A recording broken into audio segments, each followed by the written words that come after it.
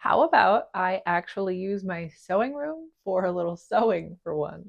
Welcome to the Copycat Stitch. I'm Bailey. I am the Copycat Stitch. And while most of my content ends up centering around yarn festivals and redecorating my craft room, as well as a regular podcast, I do occasionally get around to sewing. Sewing is a hobby that I believe I have all the time, but realistically, I only make a couple sewing projects a year.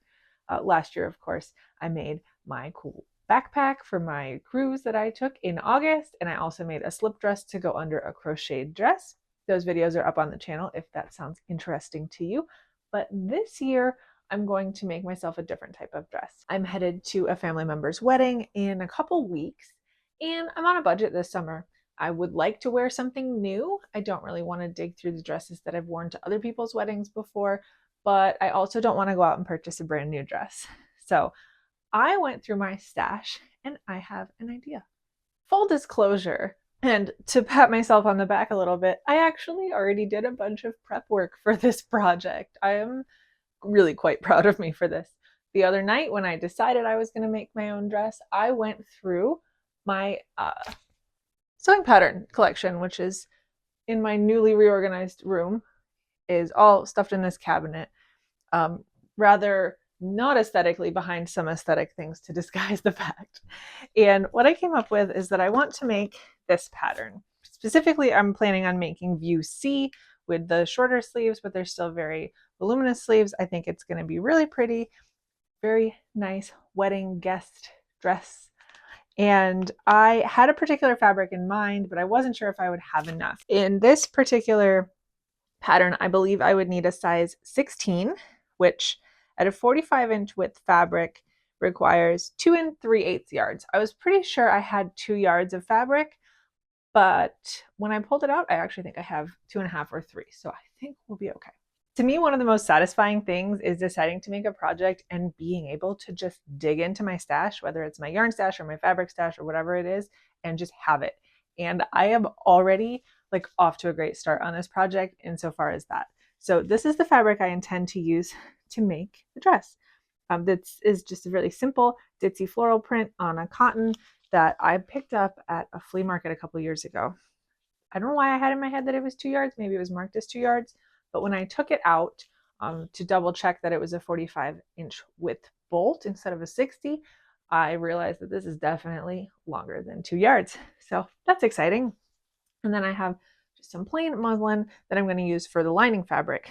Both of these I pre-washed and shrunk and ironed the other night. So these are totally ready to go, and I don't have to do any of that steamy overheating work today because it is summertime. And my greatest fear about this project is that I will get overheated and want to rush through it because it does tend to get a little hot in this room.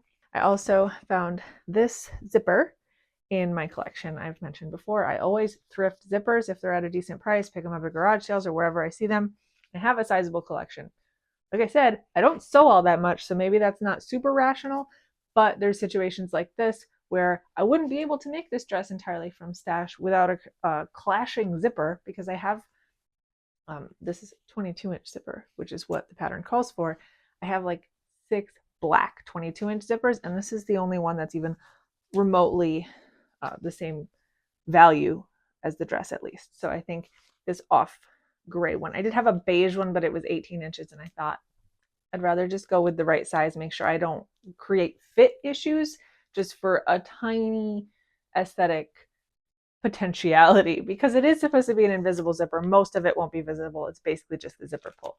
The pattern also calls for 1 hook and eye, presumably at the back of the neck, which I also have thousands of as someone who regularly acquires sewing boxes and lots of sewing items from thrift stores, garage sales, eBay, etc. Very excited to dig in and test my new sewing setup. And the first step of that is going to be to clear off and pull out my portable cutting table, which I have not used yet. I have set up this room a couple months ago and I haven't done any sewing. So let's unstage this aesthetic backdrop I've set up for my podcast and pull out the cutting table so we can actually use it.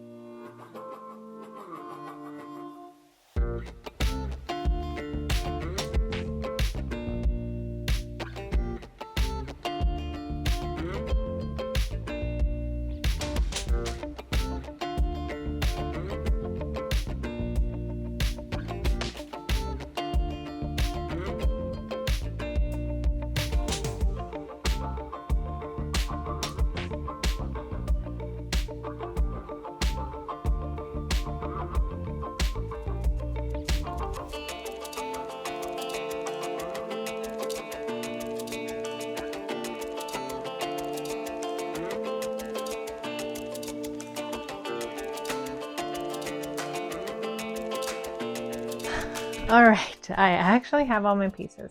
I always forget what a huge amount of work it is to cut out the pattern. This is probably the type, I don't know. Well, I was going to say I could have prepped this too, but I hadn't gotten my table out. Like, I do have to say, I think the cutting table is a massive improvement. Even though it's really hot up here, probably be warm downstairs too. And it's nice to have everything in one place and a nice big open surface that is standing height. My dining table is significantly lower and gives me back pain when I cut out patterns. So I love this. Very sound decision in my opinion. It's super humid today and I'm dying, so I'm gonna go take a break, get a cold drink, since all I brought up with me is a hot coffee, which is no longer hot. I do want to talk about the mistake I already made, which I guess isn't really a mistake because I didn't really finalize it yet. But this is the sleeve piece. Remember, big fluttery sleeves. I'm very excited. I was thinking about modifying it and not cutting out the lining pieces that it says to cut out for the sleeves because I thought that would make them too heavy. They're not going to be very fluttery if they're lined. But I'm also not an experienced sewist, and I talked myself out of it. I was like, just try to follow the pattern, because if it's like a bag lining construction, I'm not going to know how to change the construction methods and maybe I'll make it worse. Whatever. I cut out the lining pieces, and then when I went back to the instructions to check for which pieces needed fusible interfacing, which luckily was only these two because I'm very tired of cutting out pattern pieces at this point, I realized that the sleeves don't call for lining. I read the wrong section when I was cutting out the lining pieces, and instead of referring to the chart that actually tells me which pieces to cut out for the lining, I looked back at the chart that tells me which pieces to cut out of the primary fabric. So at least these two very large cuts are unnecessary, but I'll just put it back in stash. It's scrap muslin anyway. It'll be used for something in the future. All right, so like I said, I'm gonna take a little break, try to cool down, and I'll be back at it in a little bit. Okay, now I've had a chance to cool down, relax with my dogs. I had to recharge all my equipment. I think it wore down the battery faster in the heat. Switched to iced coffee, and I want to start jumping in, maybe not the sewing, but next steps.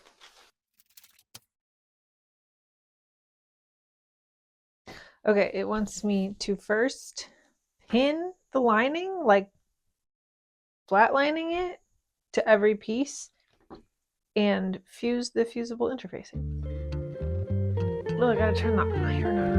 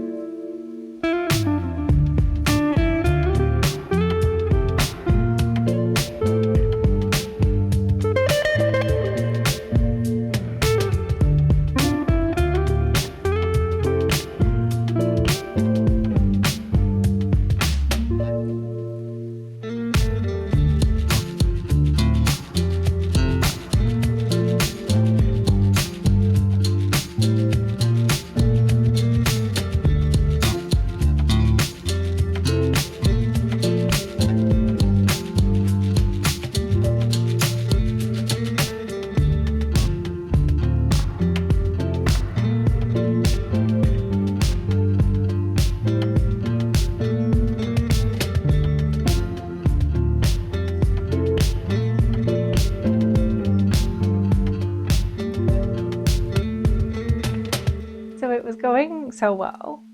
Isn't it always? And I realized that I completely screwed up, but I think I'm just going to roll with it. So I misunderstood. I was not supposed to flatline it the whole time. That was an optional overlay fabric that it was giving instructions to baste to the main color and sew this way. So I was supposed to only sew the main color, and then afterwards, step 30, like, am I ever going to learn to read the instructions all the way through before I start? Absolutely not. That's not me. That's just not who I am. But it would have really helped in this situation and in most of them. Anyway, by the time I got to step like 30, it's like, okay, now we start the lining. And I'm like, well, my lining is already entirely encompassed here. So I'm just going to improvise a little, tidy up my seams on the inside, but I guess I just flatlined mine. And I'm not like heartbroken about it. It's not going to be the worst thing. I can still take care to do the hem and the sleeves, and it's not going to show, and it is what it is. So I'm doing a fit check. Welcome to my bathroom. Yes, there's a Tudor house next to the toilet. We don't need to talk about it. It's not the worst. It's definitely a little big in the waist, but I'd rather it be a little big than the other way around. So maybe I'll pinch in a little bit on both sides. But oh my God, how do we do that? The zipper works great. And the length is nice and everything.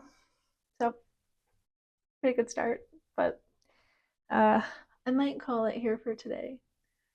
And we can do the finishing touches tomorrow.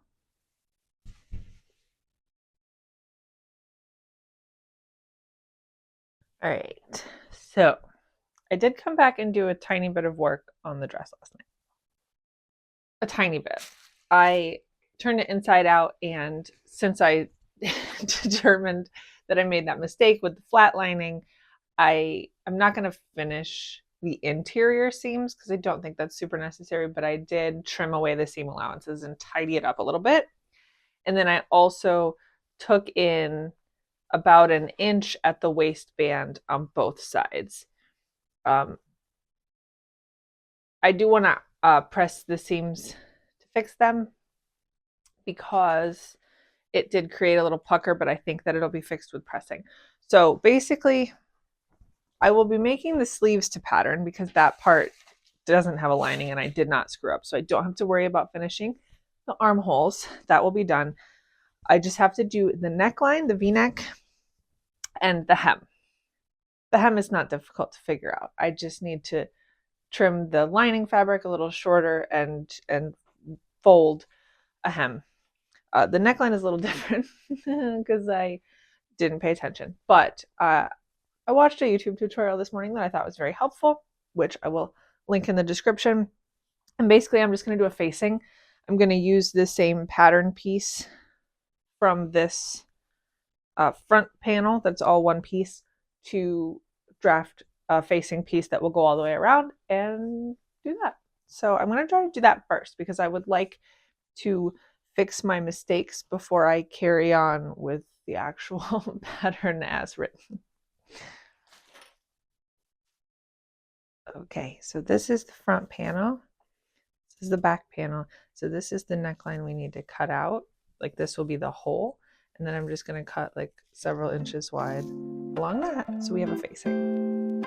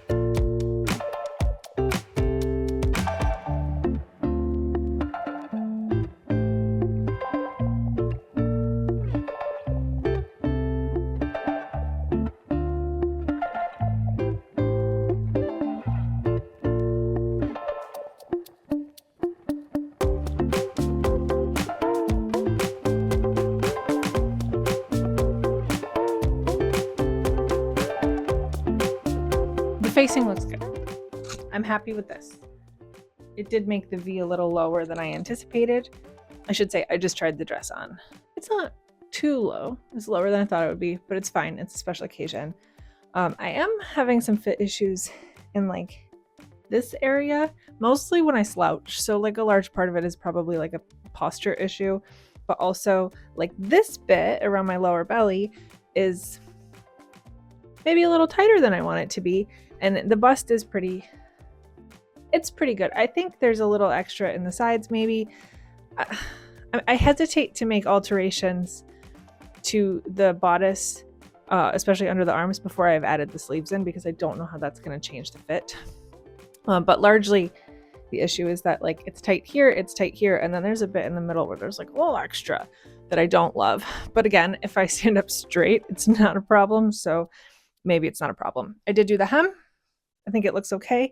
I don't know how level it is, but it's not unlevel to my eye when I try it on. I think it's fine. So I fixed all the lining issues that I created for myself yesterday. I'm going to take a break and eat lunch. And then when I come back, I'm going to add the sleeves. And I guess we can see after that if I need to make any adjustments before finishing touches, because I do need to hand sew in that hook and eye. And I do want to hand tack down the facing at a few points because it's a little cumbersome. But yeah, we'll see you after lunch.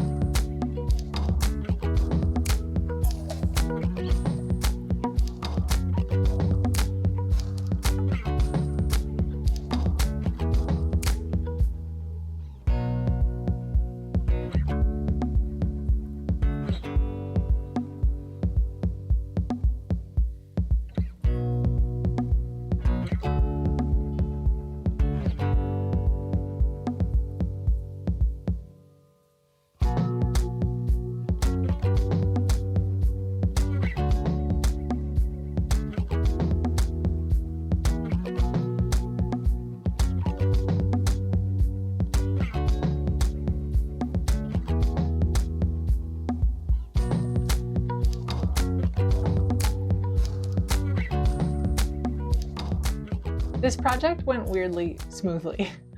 Did I make one giant mistake that kind of shifted the entire procedure? Yes. But honestly, I think the thing I'm most proud of with this project is the fact that I adapted and I like troubleshooted, and as things came up, I fixed it. And given I didn't have any horrible sewing machine issues, which are usually the most frustrating, difficult part of a sewing project for me. So props to my sewing machine for like doing its job and getting me through the project. But even though my second most common problem is my inability to read a sewing pattern correctly, it didn't totally ruin the project. I am proud of my ability to adapt and do the facing, which worked.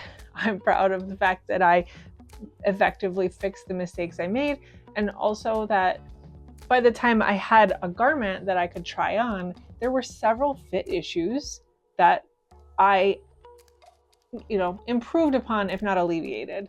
I did, like I mentioned, bring it in a little bit on both sides.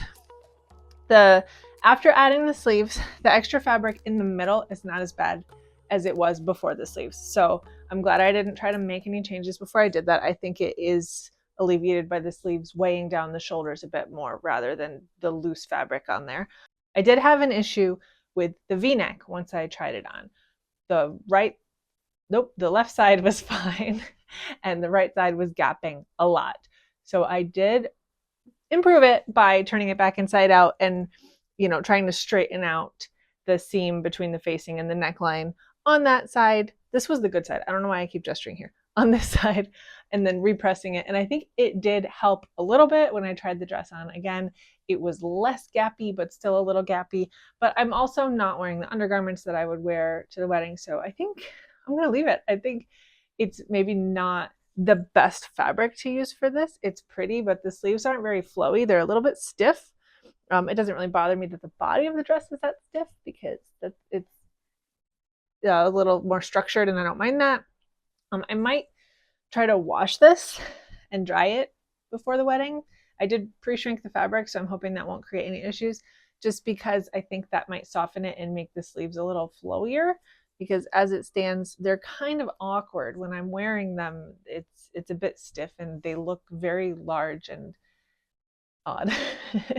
But I like it. I'm proud of my ability to go stash diving and find all the materials I need and find the pattern I wanted to use and the notions, and to dive into a project and fix mistakes as they came up. So I think I'm moving along in my, sewing knowledge and journey, I guess, and I'm getting to the point where I have enough information in my mind to adapt and fix sewing problems as they come up, which is a really, really good feeling for me. Let me know in the comments if you have any tips that could have helped me with this one and might help me with a future one, and like the video if you liked the video. As always, I'm super happy that you stuck around to the end, and thank you for watching. I'll see you in the next one. Bye.